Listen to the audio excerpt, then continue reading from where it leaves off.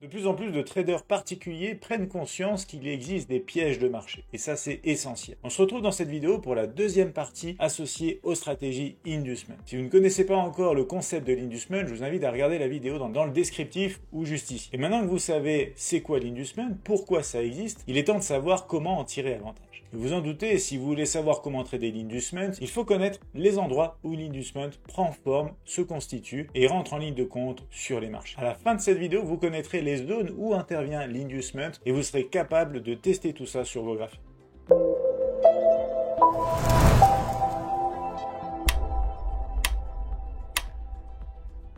Alors cette vidéo, c'est vraiment la partie 2, je vous le disais, de la vidéo inducement que je vous ai déjà fait précédemment. Et là, on va rentrer dans le cœur du sujet tout de suite avec les stratégies qui tournent autour de l'inducement à travers 8 zones que vous allez pouvoir retrouver sur vos graphiques très souvent. Alors comme d'habitude, on se retrouve ici sur TradingView. Je vous ai réservé des exemples théoriques pour chacune de ces zones et bien évidemment des exemples concrets. De quoi véritablement comprendre l'inducement et les stratégies qu'on peut développer autour de ce concept. Alors on a ici déjà un premier schéma. Alors ce schéma, il va être très simple. On va démarrer avec la toute première zone, la plus simple, associée à l'inducement. Donc là, qu'est-ce qu'on a? Tout simplement sur le graphique, on a une tendance haussière avec des sommets, des creux de plus en plus haut. Je vous les remets comme ça. Et là, d'un coup, qu'est-ce qui se passe? On casse un creux, vous voyez. Et pour autant, eh bien, quand on casse ce creux, vous allez voir que finalement, derrière, on a un creux plus bas qui se forme, mais qu'ensuite, on continue donc par le haut. Donc là, on va plutôt regarder ça comme ça et on va finalement se dire, attention, on est dans une tendance qui ressemble à ça. Ça continue malgré un piège de marché. C'est là où intervient, du coup, bien sûr, ce concept de liquidité et plus important encore, de l'inducement. Donc là, je vais vous glisser tout simplement, voilà, le format liquidité ici sur cette petite ligne du coup qui va représenter pour le coup bien sûr l'inducement et on va avoir en fait cette première zone qui va être nulle autre que tout simplement un creux ou un sommet. Des zones forcément que vous allez retrouver partout. Après attention, c'est pas pour autant que chaque sommet et chaque creux va en soi constituer de l'inducement. Il faut mettre ça en contexte et on va aller voir les graphiques tout de suite pour mieux comprendre tout ça. Mais là, déjà l'élément de base, la tendance. Deuxième élément, c'est bien évidemment cette zone très intéressante où en fait on va se dire où réside la plupart tout simplement des stop loss dans cette tendance haussière au fur et à mesure que ça monte. C'est très connu. Ici au départ les stops sont là, ensuite ils vont s'empiler juste ici et du coup si la smart money veut venir chercher de la liquidité en masse pour mieux repartir, on va regarder tout simplement cette première zone, un creux dans une tendance haussière, un sommet dans une tendance baissière. Bon, je vous montre déjà ici à la baisse cette tendance ici aussi comme ça que vous retrouvez comme ça, on continue à la baisse et là vous voyez que on a ce sommet qui est déclenché par les mèches juste par ici, donc ça c'est typiquement aussi piège de marché, on vient chercher plus haut pour taper dans la zone en fait supply juste au-dessus en déclenchant la liquidité qui se trouvait juste ici pour mieux repartir à la baisse. Donc ça un exemple typique, un des exemples en fait que vous allez pouvoir retrouver très souvent sur les marchés. Un autre exemple ici, le marché aussi se retourne, hop, vous voyez ici, incapable de continuer par le haut, on casse le creux, on se retourne, on fait un sommet, on descend comme ça et en fin de compte, je vais vous mettre comme ça, le sommet, le creux, hop, comme ça et comme ça, vous voyez on fait un creux plus bas et pour autant on vient déclencher ce sommet et regardez bien jusqu'où on revient. Ici c'est un exemple très sympa. Je vous rappelle que je suis juste sur de l'euro-dollar en graphique M1. On a aussi bien sûr ces comportements. Donc j'ai choisi le M1 pour vous trouver beaucoup d'opportunités de quoi vous montrer dans cette vidéo. Et là vous voyez clairement ce genre de choses qui est assez sympa puisqu'on a une belle réaction après de l'inducement dans une zone OB. On revient facilement sur les creux. Ça fait déjà un beau ratio si on utilise ne serait-ce que tout simplement le point d'entrée de cette zone sans même aller chercher plus loin. Ça fait du 4.4 ici. On a aussi un creux classique ici, ce creux qui vient en fait jouer rôle de liquidité mais aussi plus ici encore d'inducement. Je rappelle, l'inducement c'est une des liquidités les plus importantes. C'est pareil en fin de compte, vous voyez que derrière on revient dans cette zone aussi fair value gap après piège du coup pour venir chercher une bonne part de liquidité là et pour trouver la poursuite et remonter comme ça. Alors bien sûr, plus vous serez sur des unités de temps grandes, plus les seuils de liquidité seront majeurs, hein, plus bien sûr la taille des stops et l'importance, je devrais dire, de ces stops seront aussi importants. Deuxième zone, je vous ai fait un autre schéma théorique. Vous allez retrouver ici un comportement du prix un peu différent. Vous voyez que ça monte ici bien évidemment. Alors je vais vous mettre ça avec des sommets et des creux également, hop, comme ça, sommet, creux. Ça continue de monter et là on commence à stagner un petit peu. En fin de compte on a encore un nouveau sommet et là on vient encore casser un creux pour mieux repartir par le haut. Là, je vais vous parler tout simplement de la zone support, la zone résistance. Donc là, en l'occurrence, dans cet exemple aussi, je vous fais que des exemples théoriques à la hausse pour que ce soit véritablement clair. Et ensuite, on pourra aller voir aussi des exemples, bien sûr, avec de la baisse un petit peu. Là, bien évidemment, on va parler donc d'un support et ce support va se trouver dans cette zone ici. Vous connaissiez déjà le concept des zones support et résistance. Je vais réexpliquer ça très rapidement. Ici, ce qui se passe, c'est qu'on va avoir tout simplement la formation d'un creux. Si ce creux est respecté une deuxième fois, on a déjà une première indication qu'on a un niveau de prix qui va être capable de soutenir potentiellement le marché.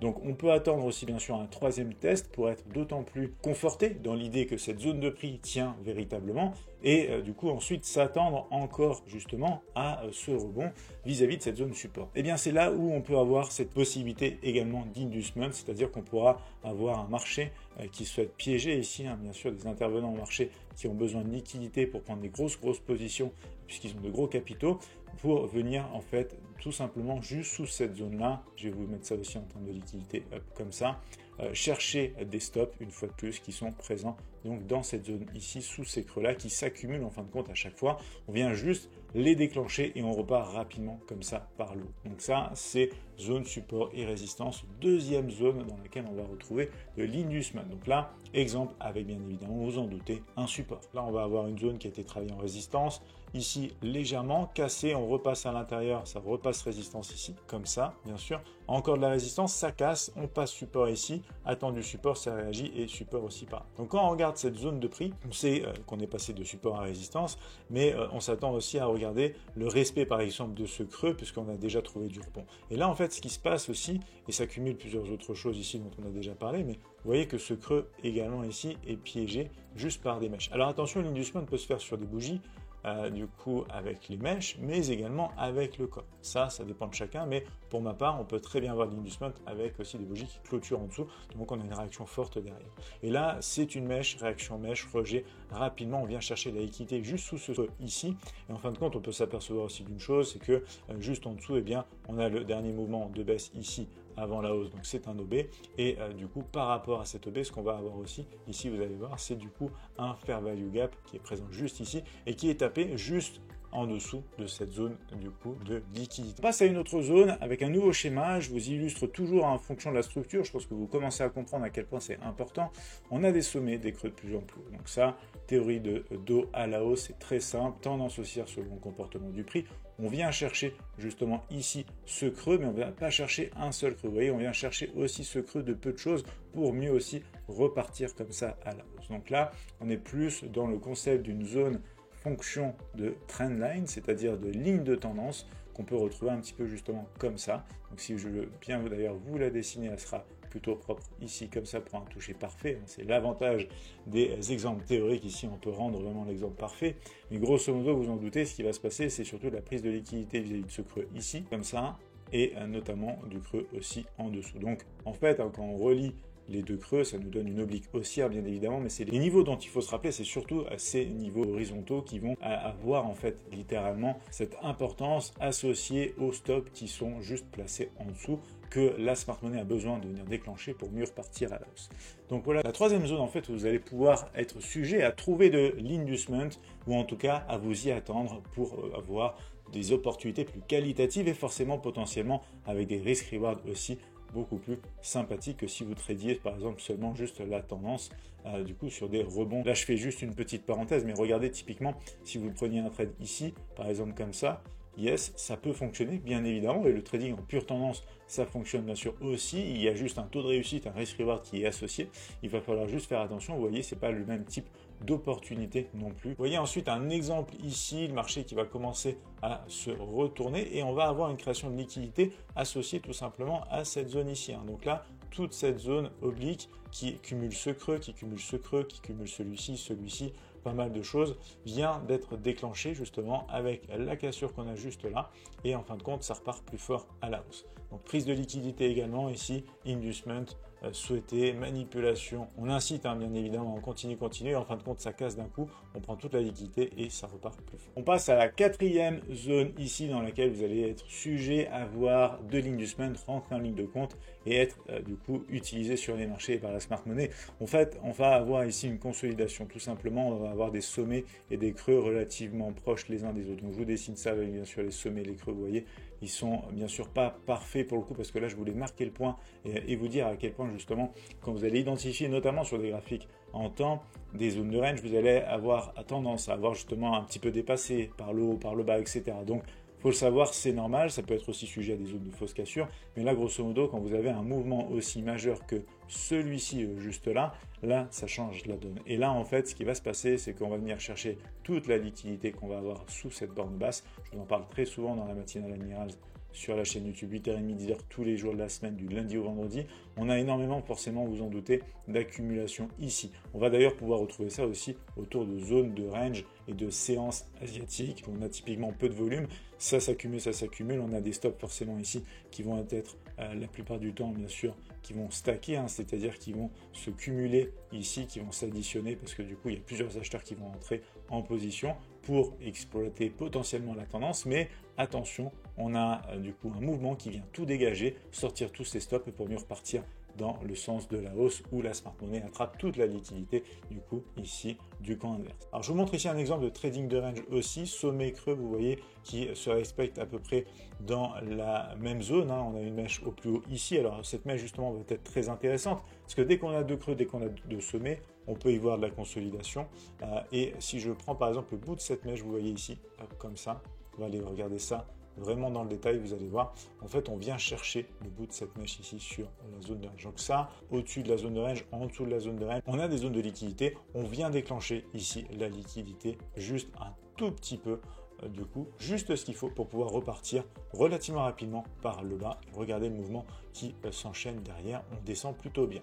Donc ça, c'est du trading de range avec de la liquidité au-dessus, en dessous, et bien sûr un biais directionnel aussi qui fait aussi qu'on peut avoir un avantage statistique à exploiter un côté plutôt que l'autre. On a déjà vu 4 zones où l'inducement est sujet à intervenir. Ça va commencer à changer la donne pour beaucoup d'entre vous. Alors comme d'habitude, je vous invite un maximum à liker, partager ce contenu, me mettre en commentaire de cette vidéo ce que vous en pensez, et on continue tout de suite avec les 4 dernières zones dans lesquelles l'inducement va pouvoir rentrer en ligne de compte. Une autre zone, c'est celle qui intervient autour des configurations chartistes. Donc les figures chartistes, oui, sont sujets à de l'inducement, piège de marché, bien parce que c'est très connu sur les marchés qu'on a des configurations de price action, un comportement du prix avec certains patterns qui se répètent, et à partir de là, eh bien, on a aussi la smart money qui va exploiter ce biais. Typiquement ici, je vous mets l'exemple tout de suite, ça va être le fait d'avoir ici un creux par là, un creux par là.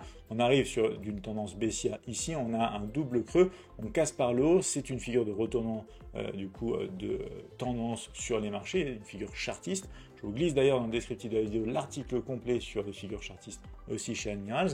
Et du coup, quand on a cette figure qui est déclenchée, qui est confirmée par le break de ce sommet, eh bien, on va avoir un biais directionnel qui va démarrer, une opportunité à la hausse. Mais attention ici, il faut savoir déjà de 1, ces figures chartistes ont leur propre taux de réussite avec leur risk-reward. Donc il faut savoir qu'il y a des figures chartistes telles que ce double creux qui vont fonctionner, qui vont aller jusqu'à l'objectif théorique, et il y en a qui vont ne pas fonctionner. Alors quand je dis ils ne vont pas fonctionner, ça peut tout à fait être ce genre d'exemple-là, où typiquement vous allez en fait sous ces creux, bien évidemment, avoir la liquidité aussi, puisqu'on va avoir des acheteurs et ils vont placer des stops ou ils vont les placer la plupart du temps juste sous ces creux ici.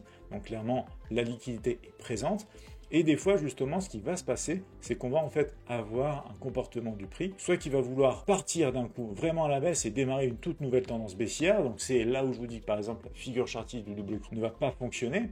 Mais on a aussi un autre scénario qui est tout à fait possible et qui a dû déjà vous arriver. Vous avez cette possibilité où justement, ces creux en fait vont venir être breakés ou méchés et on aura un retournement notamment beaucoup plus fort pour aller bien plus haut même que l'objectif théorique par exemple. Vous allez pouvoir répercuter à peu près comme ça pour aller chercher la target du double creux.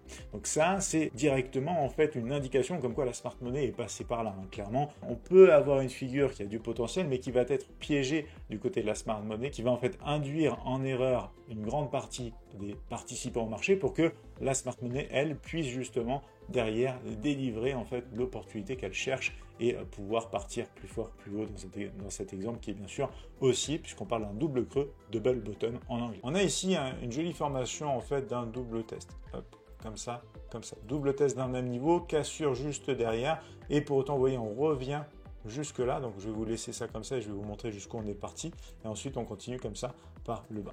Donc là, ce qui s'est passé en fait concrètement, c'est qu'on a eu la formation d'un double top. Je vais vous montrer les sommets ici, tout simplement comme ça également, hop et hop. Et on a eu aussi la cassure par le bas. Donc ça, c'était le déclenchement d'un double top. Donc là, quand on a ça, la figure chartiste qui se veut être déclenchée, on a une opportunité, par exemple ici, si je vous mets d'ailleurs ça comme ça, de vente possible selon cette figure chartiste, qu'on attend de la clôture ou pas, par exemple, de la bougie. Donc ça nous donne par exemple ce genre de choses, mais en général, les stops sont présents juste au-dessus. Donc on va avoir des seuils de liquidité qui vont prendre place juste ici. Un seuil en tout cas de liquidité, pardon, et notamment après, bien évidemment, certains montants de liquidité, ça, on ne le sait pas, mais vous voyez ici, on est revenu en fait chercher, je vais vous montrer juste ici, c'est vraiment, voilà, plutôt comme ça, vous voyez, on est venu chercher tout simplement, et je vais vous mettre ça à l'horizontale, on est venu chercher légèrement ce sommet pour mieux repartir. Donc là, bien évidemment, ceux qui avaient les stops placés juste au-dessus un petit peu, du coup, on va mettre ça comme ça, regardez. Par exemple, juste ici, au-dessus de ce sommet, eh bien, ils se font sortir. Alors que pour autant, du coup, le scénario fonctionne par la suite. C'est-à-dire que vous allez avoir vraiment une très très belle baisse ici qui enchaîne, qui dépasse largement même la target de la figure chartiste, ici, la target théorique. Donc voilà, que ce soit sur ordre en attente ou que ce soit sur la clôture de bougie, vous voyez, c'est le même résultat puisque le stop en fait est placé et pas mal de stops sont placés juste au-dessus du sommet. On vient juste chercher le sommet pour mieux du coup repartir, attraper toute cette liquidité et pouvoir en fin de compte repartir par le bas. Allez, on passe à une autre zone ici d'inducement. On va tout simplement repartir sur le concept de la structure, sommet creux de plus en plus haut tout simplement. Là on retrouve quoi à l'intérieur entre ce sommet et ce creux? On retrouve ici la structure interne. Donc là je vous renvoie aussi à la vidéo sur la tendance SMC, très important pour bien comprendre ça. Donc quand je vois ça et que je vais utiliser un outil de retracement ici comme celui de retracement de Fibonacci, je prends ce creux de référence, ce sommet de référence, que je suis en tendance haussière, donc je vais regarder ce creux ici pour ce sommet par là, bien évidemment. Et donc j'ai mon retracement de Fibonacci. Qu'est-ce qui va se passer à l'intérieur et pourquoi je vous ai illustré ici aussi ce concept-là? Parce qu'en fait, vous allez pouvoir avoir l'inducement de fonction des retracements de Fibonacci aussi. C'est-à-dire que si ce creux-là marque une légère réaction, ça souligne quelque part qu'on a des intervenants au marché ici qui achètent le marché. Donc ici, première réaction. Deuxième réaction, vous voyez aussi. Alors la première réaction, c'est pas nulle part, bien évidemment, c'est autour d'une zone très connue, 50% de retracement vis-à-vis du premium et du discount. Le lien de cette vidéo est également dans le descriptif à travers la playlist SMC que je vous complète semaine après semaine. Et bien évidemment, après, c'est un autre niveau important. On va parler des 61,8 de Fibo.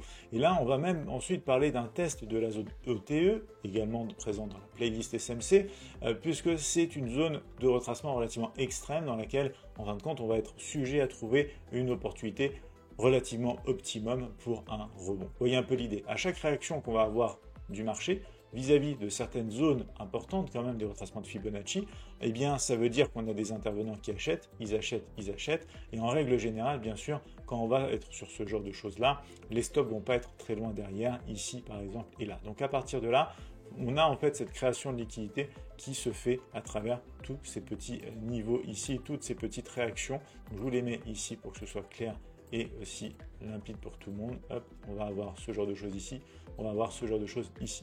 Et en fin de compte, une fois qu'on aura vu que le marché continue de descendre, eh bien on sait bien sûr que ces stops sautent. Bien évidemment, là ça saute, là ça saute. Et c'est là que la smart money peut commencer aussi à se dire qu'il est temps justement, on a atteint la zone optimum, là en l'occurrence c'est une concordance avec l'OTE, donc zone optimum pour rentrer dans un trade, mais bien évidemment ça peut être un petit peu au-dessus, ça peut être un petit peu en dessous en fonction de la réaction surtout du prix, vis-à-vis en fait vraiment de cette notion de liquidité.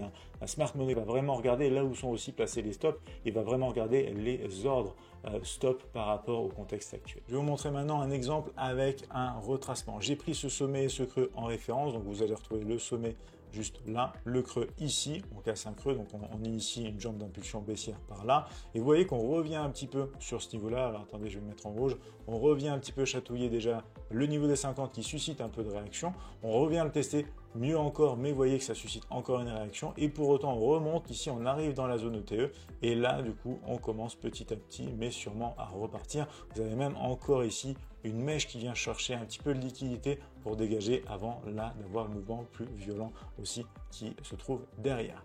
Donc voilà un exemple par rapport au retracement. Un retracement pour le coup dans un marché baissier ici. Alors on arrive sur les deux dernières zones ici associées à l'Inducement. Je vous remontre ici une structure, une fois de plus, tendance haussière, sommet creux de plus en plus haut. Là on continue tout ça et on casse aussi ce creux. Donc là, bien évidemment, on peut se dire, ça fait partie de la catégorie numéro 1, c'est-à-dire les creux et les sommets par rapport à la tendance. Certes, mais là je vous ajoute un concept également. C'est que ici vous allez tout simplement avoir également la présence en fait d'un order block, d'une zone de demande. Ces zones en soi, et je voulais le souligner dans cette vidéo, c'est important, c'est pour ça que c'est quand même une zone aussi à part, et bien représentent également aussi tout simplement une certaine liquidité en soi par rapport à ceux notamment qui traitent aussi les concepts smart money. Je vous ferai d'ailleurs une vidéo sur les smart money traps. Là, typiquement, c'est une première introduction parce qu'en fait, la zone order block qu'on a juste ici, eh bien, en soi, représente aussi un piège de marché potentiel puisque, bien évidemment, la smart money va voir aussi tout simplement toujours cet aspect de liquidité. Si on sait qu'on a beaucoup de liquidité ici, parce que par exemple, à l'intérieur, là, sur des plus petits time frames, on commence, regardez, à avoir du rebond de la réaction. Là, c'est bien sûr, ça peut être typiquement, on peut parler d'un graphique horaire. Et ensuite, en 5 minutes, on peut avoir une injection ici qui essaye de pousser le marché. En fin de compte, ça ne marche pas. On arrive à sortir toute cette liquidité-là et là, on repart plus fort. Alors, du côté de l'Inducement par rapport à ce mouvement-là, j'ai envie de vous montrer déjà un peu la structure. Donc là, par rapport à ça, on a une belle tendance haussière. Il faut le souligner. Ici, on a un creux par là. Regardez. Un creux par ici, un sommet par là, un creux par là. On a un beau sommet par ici, on a un beau creux par là et ensuite on continue. Donc ça c'est avec bien sûr la lecture de la tendance SMC. Donc ça me permet de 1 aussi d'avoir un retracement de Fibonacci que je peux appliquer entre ce creux, ce sommet par exemple. On va voir jusqu'où ça va. Et du coup on va aussi voir cette zone en pratique order block qui joue aussi tout simplement Inducement. Pourquoi je dis ça? Parce que en fin de compte dans ce mouvement ici aussi, en plein milieu, donc vous voyez l'impulsion ici, en fait, en plein milieu, je vais vous montrer ça comme ça, sur l'impulsion là, en plein milieu, on a cette zone et ensuite on continue. C'est cette zone aussi qui crée en soi un order block. Vous allez retrouver ici à l'intérieur de ce mouvement, dernier mouvement de baisse avant du coup la hausse la plus récente et la cassure break-off structure de ce petit sommet. Et du coup, ça va nous donner en fait un OB ici comme ça. Donc en fait, on a pas mal de choses qui se cumulent. Ici, bien évidemment, sous cet OB, on a forcément un creux comme à chaque fois. Ou un sommet, donc là c'est un creux parce qu'on est en tendance haussière, donc on a une certaine liquidité qui prend place ici, avec des stops forcément juste en dessous. On va avoir ces creux aussi, vous vous rappelez, ça c'est avec la version bien évidemment des retracements, où on a des tentatives de rebond, donc forcément les stops vont quelque part se placer ici, on aura forcément également un certain niveau de liquidité, d'ailleurs je vais vous placer ça aussi par là en plus petit, parce que sous ces creux là, on va avoir aussi bien sûr une certaine liquidité, mais pas aussi importante que celle qu'on a ici. Et en fin de compte, vous voyez qu'on va descendre plus bas, et une fois de plus, en fait, on va descendre plus bas pour venir chercher du coup. Alors, vous voyez, on a une toute petite zone imbalance ici, ça n'est pas touché. La zone imbalance qu'on a au-dessus, elle est bien travaillée, et ça correspond en plus avec la zone ETE des 70,5, et on a du coup un très beau rebond. Donc là, vous voyez en fait cette prise de liquidité qui prend place. Ça change le regard hein, quand on regarde les graphiques sous cet angle-là, on voit les choses de manière différente aussi. Alors oui, des fois, bien évidemment, on a des retracements, on touche les 50, boum, ça continue, ça part aussi. Là, il vous faudra bien sûr être patient, être discipliné et ne pas tomber dans le FOMO quand on a ce genre d'approche. Allez, il est temps de regarder la dernière zone qui fait partie des 8 zones d'Inducement. Regardez ici, on part sur les concepts de sommet, de creux de plus haut, tous des exemples aussi bien sûr pour que ce soit très simple aussi, et là vous voyez on continue, et d'un coup on casse violemment, et on casse pas juste en fait à la fois ce creux, à la fois ce double creux, on vient aussi casser ce creux là. Donc on pourrait se dire voilà qu'on a pas mal d'éléments, mais ici cette zone en fait plus particulièrement, ça va pas être juste des points de référence de structure, ça va être en fait au niveau du timing. Je vous parle de la zone vis-à-vis des publications économiques. C'est une des zones en fait où l'Inducement prend place. Quand vous avez des grosses publications économiques, eh bien vous avez des marchés qui peuvent décaler de manière violente. Et c'est là où on a pas mal de cassures de structure quand même. Donc là forcément oui, on avait ces deux creux qui représentaient en soi une liquidité. Et on a en plus ce creux ici aussi qui va représenter bien sûr aussi son propre niveau de liquidité, hein, bien évidemment quelque part. Hop, comme ça. Donc à partir de là, ça c'est vraiment ce que je voulais vous montrer comme étant voilà un phénomène de news. On a un gros mouvement baissier et en fait c'est pour mieux repartir sur la tendance. ce genre de choses qu'on peut voir. Je vous rappelle qu'on a des séances trading de news sur la chaîne YouTube ici. À chaque fois, hein, le premier vendredi de chaque mois, c'est le NFP. On fait aussi le FOMC, etc. Donc n'hésitez pas à regarder tout ça en replay sur la chaîne YouTube. Mais c'était la dernière zone Inducement que je voulais vous montrer dans cette vidéo, puisqu'elle touche bien sûr et elle impacte les marchés en termes de prise de liquidité, mais ça intervient en termes de timing, puisqu'on parle d'une publication qui par exemple était attendue à 14h30, qui va avoir son effet et qui va nous emmener directement à la baisse. Et là je vous parle peu importe le résultat, hein. S'il est bon, s'il est mauvais, vis-à-vis d'un actif qui doit réagir de positif ou négatif à l'inverse, et ensuite vous voyez qu'on repart plus fort parce qu'on a eu cette grosse prise de liquidité qui a été recherchée par la smart money, et l'excuse a été toute trouvée avec la publication économique. Je voulais vous montrer également des exemples concrets. Regardez ce qu'on a ici. Je vais vous montrer, donc là on a un creux. Là on va avoir à chaque fois bien sûr des creux aussi de plus en plus haut, ici comme ça. Il faut savoir ici que ça c'était la publication du 26 octobre 2023 des taux de la BCE. Alors ils n'ont pas surpris véritablement, on a eu un petit peu de mouvement quand même. Vous voyez que typiquement avec ce mouvement là déjà on vient chercher cette liquidité associée à plusieurs de ces creux ici. Donc là je vous mets une ligne de liquidité, mais vous vous rappelez c'est vraiment fonction de chacun de ces creux, et en plus on vient chercher le creux initial, hein, l'air de rien, sur le bout de cette mèche, et pour autant incapable de continuer ici. Mais ça il faut le savoir, c'était une journée où on avait pas mal de choses en termes de publication économique, tellement que quand on en vient au moment de la news, en tout cas des news US, commande de biens durables, croissance du PIB, inscription hebdomadaire au chômage côté américain, ça suscite d'autant plus de volatilité et se piège ici. Donc au final, toute cette ligne ici même se transforme aussi en vaste zone de liquidité. Pensez bien qu'on va avoir, avec toutes ces tentatives de rebond ici à chaque fois, hein, comme ça, comme ça, comme ça, comme ça, comme ça ici encore comme ça avant la news. Vous pensez bien que sous cette zone ici, sous ce niveau-là, on a pas mal de stops, on a pas mal de liquidités, notamment même juste sous ce creux-là, puisqu'on a piégé déjà récemment. Donc là, on vient dégager tout avec une grosse mèche, énorme mèche, et du coup, on repart plus fort à la baisse. Donc ça, c'est un exemple très concret vis-à-vis déjà d'une séance de trading de news, et en même temps, tout simplement, de l'inducement présente ici, et activée et exploitée, je devrais même dire, à travers la publication économique, donc ici, à travers une zone qui est plutôt basée sur du timing, en plus ensuite bien sûr la liquidité qui se retrouve sur les graphiques. Voilà pour cette vidéo sur les 8 zones inducement. J'espère une fois de plus que ça vous a plu. N'hésitez pas à me le dire en commentaire de la vidéo. Regardez également les autres vidéos de cette playlist, je vous en glisse quelques-unes ici. Pensez à vous abonner à la chaîne. Je vous dis à très vite pour un nouveau tuto, puisqu'on n'a pas fini d'avancer sur le concept de la smart money.